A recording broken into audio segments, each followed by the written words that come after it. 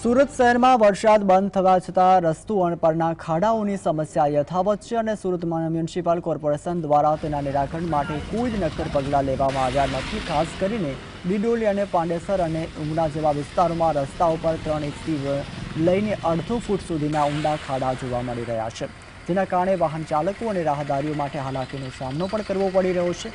બિડોલી વિસ્તારમાં ખાડાઓના કારણે એક ટેમ્પો ફસાઈ જવાની ઘટના પણ સામે આવી, જેના કારણે ટ્રાફિક જામની સ્થિતિ પણ સર્જાઈ હતી અને સ્થાનિક નાગરિકોએ આ મુદ્દે અનેક વખત એસએમસીની રજૂઆત પણ કરી હોવા છતાં હજુ સુધી કોઈ નિરાકરણ આવ્યું નથી।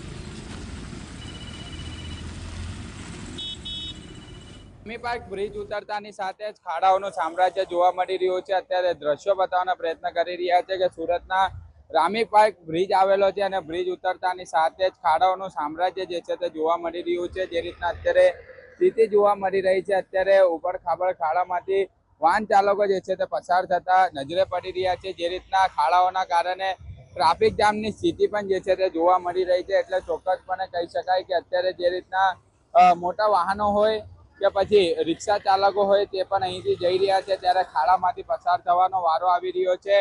સુરત શહેરની અંદર વરસાદી માહોલ જોવા મળ્યો હતો। વરસાદ બાદ જે રીતના શહેરના અલગ અલગ વિસ્તારોની અંદર ખાડાઓનું સામ્રાજ્ય જે છે તે જોવા મળી રહ્યું છે, ત્યારે રામી પાર્ક બ્રિજ આવેલો છે। એક તરફ મેટ્રોની કામગીરી ચાલી રહી છે, બીજી તરફ ખાડાઓનું સામ્રાજ્ય હોવાના કારણે વાહન ચાલકોને ભારે હાલાકી જે છે તે પડી રહી છે।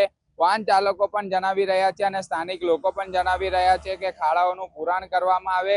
સુરત મહાનગરપાલિકા દ્વારા જે દાવાઓ કરવામાં આવ્યા હતા શહેરમાં ખાડા નહીં પડે, પરંતુ વાસ્તવિકતા ગ્રાઉન્ડ લેવલે કઈ બીજી જોવા મળી રહી છે। સાહિદ જગતાપ, GSTV સુરત।